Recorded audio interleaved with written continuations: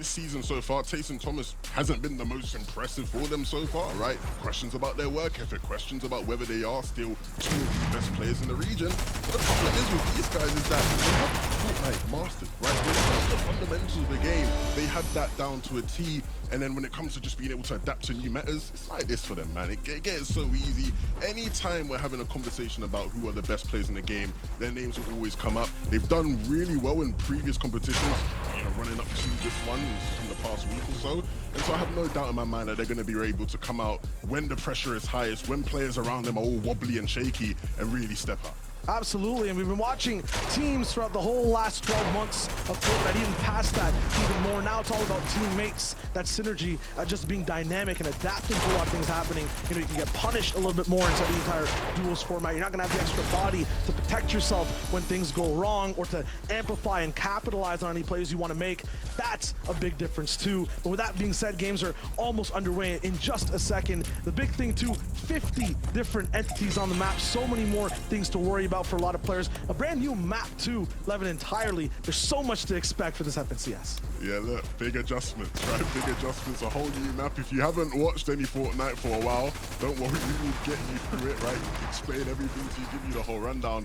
I think the biggest thing, right, is going into end games, the fundamentals, who actually has those great dynamics. I think that's why Taysom and Thomas will always be big favorites, because the combinations between the two, beautiful textbook stuff, and everybody has to try to get to that level or something there and thereabouts. So I'll be real, I'm super excited to see what plays out today. Yeah, momentum still coming in. Joe and Vino first overall from that previous round. So many different players who just had, you know, maybe different meetings and different types of entire environments around them game to game. Now it's all the same players in the same game, and that game is about to start. It's game number 1 of EU in the first qual. Almost there in just a second. 6 total as well that'll be there too. I mean, Levin, it's just, it's nuts, right? Because when you look at just the entire section of Fortnite, when it comes to just elite level lobbies, right, the top 100, 6 games, it feels like a lot. They dwindle down really fast. Yeah, you know, especially when, you know, considering the fact that we're playing for top 8, you know, you've got to have a couple games. Yeah, maybe you can allow yourself 1 or 2 games where things don't necessarily work out. But for the most part, you have to be on it game to game, and you have to be able to adapt game to game. Of course, right? There are always going to be these small tweaks that you have to make. You can see here on your screen, Tilted Towers appear where Addis come back. A couple teams going to be dropping there, right? How do you go game to game in terms of what areas you claim, how you cut off other teams? There are all these little micro things that will play into how the story develops over the course of the 6 games. And ultimately, things are in your hand as a player. You know, you can't leave things at the end of it and go, oh, I got unlucky here, I got unlucky there. You have to make your own destiny in that sense. Yeah, and the destiny is formed by relationships, and when you look at relationships between teams, it's my favorite part of the FNCS, the beef, Levin. The beef. I love the off-spawn combat. I love, you know, just the stories throughout the season, and I feel like, you know, Boop and Reese touched on it a little bit with Zeke too. Covert Cavern overall, that's where things are about to get super heated. Launch pads, guaranteed to have no problems for your entire game, available over there, with 3 God Squads ready to go there too.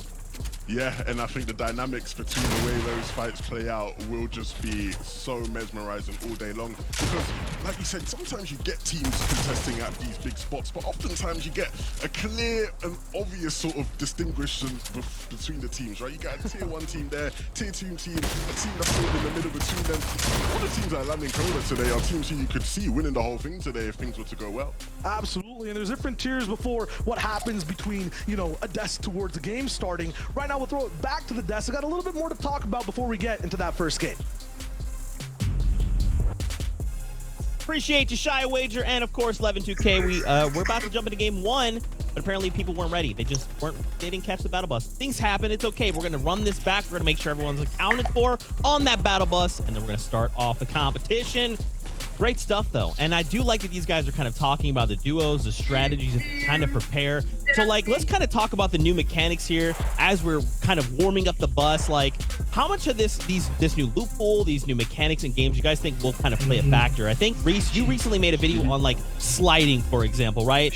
And if you just kind of, like, looked at it at a glance, it's like, sliding, okay, it's like the same as walking, question mark, but it's not exactly, is it, Reese? No, so sliding is a mechanic that I thought was going to be more utilized, and I think now is still completely underutilized when it comes to fighting specifically. So right now, if you start sliding down a slope, you're going to get increased movement speed. If you slide on flat ground, by the way, no increased movement speed. It just looks cool. That's about the height of it. Yeah. But at the same time, it can throw people off.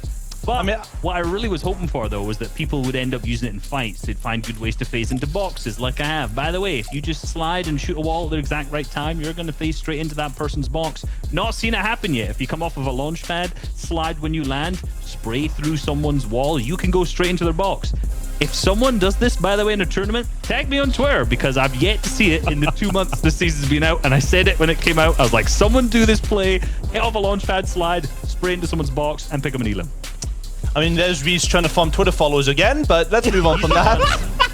I mean, I think sliding was, I think we all thought it was going to bring up the mechanical level of play even higher. I mean, there's a few people that have been practicing it, Vidil being one of them.